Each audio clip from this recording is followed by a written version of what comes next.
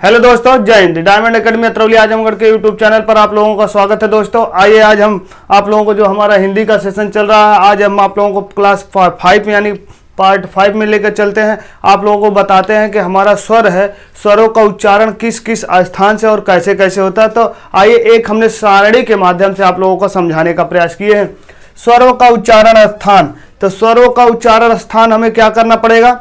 यहाँ पे देखें, हम लिखे हैं वर्ण लिखे हैं, यहाँ पे वर्ग लिखा गया है और यहाँ पे उच्चारण स्थान लिखा गया है और यहाँ पे हमने डायग्राम बनाया है। तो आइए एक एक करके देखते हैं और जानने का प्रयास करते हैं। जैसे अ इन वर्ण को अगर उच्चारण के लिए बोला जाए तो हमारा कौन सा प्रयोग हो रहा, भाग का, शरीर हमारे मुख का कौन सा, कंठ प्रयोग हो रहा है, इसलिए कंठ वर्ग में रखा जाता है। जैसे देखिए अ अगर हम कंठ दाबेंगे तो हमारी आवाज जो है जो है ये जो है अलग भाव से निकलेगा, इसलिए हम इस कौन से स्वर में रखते हैं कि यानी कौन सा वर्ग में रखा गया, तो हमारा कंठ वर्ग में। और इसे क्या कहते हैं, कंठ से निकलता। कहां से निकलता, हमारे आपके कंठ से निकलता है। वर्ग पूछेगा तो कंठ हो जाएगा।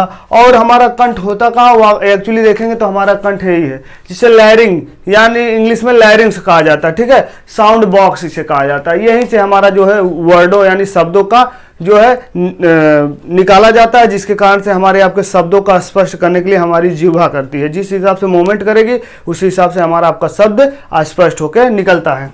तो आइए देखते हैं ई हमारा दूसरा वर्ण क्या है, ई ई बोलने वक्त हमें क्या हो रहा, तालू में हमारी जीभ कहां जाके सट रही है, ऊपरी वाली भाग में ई तो हमारे तालू में जाकर चपक जा रहा है। इस वजह से इसे हम क्या रखेंगे, तालव्य वर्ग कहेगा तो तालव्य वर्ग हो जाएगा। और हमारा क्या कहे, उच्चारण स्थान हो जाएगा, तालू से इसका उच्चारण स्थान होता है। आइए देखते हैं उ हमारा जो शब्द है, तीसरा वर्ण में देखेंगे उ जो ये शब्द है, ये हमारा ओठ इस पे प्रक्रिया दे रहा है, निकलने स्वर यही निकलता है। देखिए उ हमारा ओठ कुछ इस तरह से हो रहा है, इसे ओठ हमारा उच्चारण कहां से हो रहा है, ओठ से हो जाएगा। और इसके किस वर्ग में रखें, ओठ वर्ग में रखेंगे। ये हमारा क्या हो जाएगा, ओठ। देखिए हमारे ओठ को जो है ये क्या कर रहा है, ओठ को जो है ध्वनि के माध्यम से ओठ हमारे इस व्यंजन को उ को निकालने का प्रयास कर रहा है। री बोलते वक्त हमारा क्या हो रहा है, री यानी हमारे जीभ में कंपन आ रहा है, इसे मूर्धन्य कहते हैं। जीभ में हमारे जब कंपन होगा इसे मूर्धन्य वर्ग रखेंगे। और अगर पूछ ले कहाँ से इसका उच्चारण हो रहा है तो मूर्धा से हो रहा है। हमारा मूर्धा कुछ है बैक, जो हमारी जो छोटी सी जीभ लटकती है जिसे हम जीभ कहते हैं, वो जीभ नहीं यबुला होता, वहीं पर हमारा वो ज्यादा कंपन कर रहा है। री वास्तव में बोले तो वो कंपन कर रहा है, इस वजह से इसे मूर्धा वर्ग में रखते हैं। ये हमारा उच्चारण स्थान कहाँ हो जाएगा, मूर्धा से हो जाएगा। आइए देख ले रहते हैं ए इसका वो हमारा क्या, कंठ एंड तालव्य दोनों से। क्यों, क्योंकि हमने बताया था ये क्यों ऐसा हो रहा, आ प्लस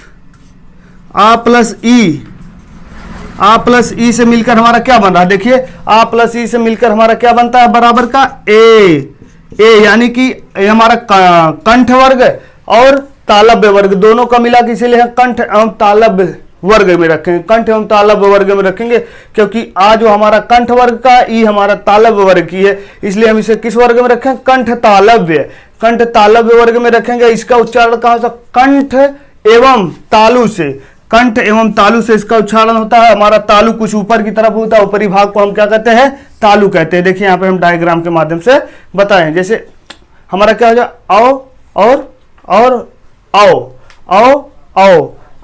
के हमारा कौन से वर्ग हो जाए, कंठोष्ठ।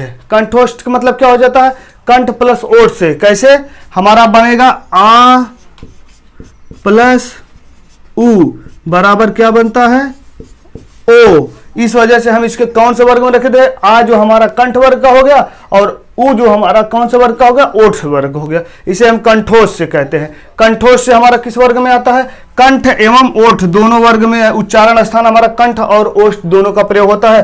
तो दोस्तों हमारा ये फाइनली जो है हिंदी का जो स्वर यहीं पर समाप्त होता है। इसके बाद हमारा क्या चलेगा, इसके बाद अगला सेशन हमारा क्या चलेगा, व्यंजन का।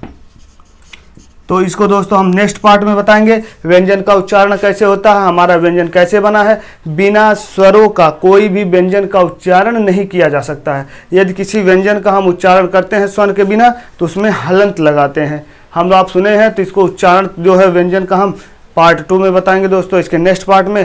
तो फाइनली हमारा हिंदी का सेशन कैसा लग रहा है, यदि अच्छा लग रहा है तो आप लोग कमेंट करिए, लाइक करिए और हमारे चैनल को सब्सक्राइब कर लिए। तो फिर मिलते हैं इसी के नेक्स्ट पार्ट में। Thanks for watching my video. जय हिंद।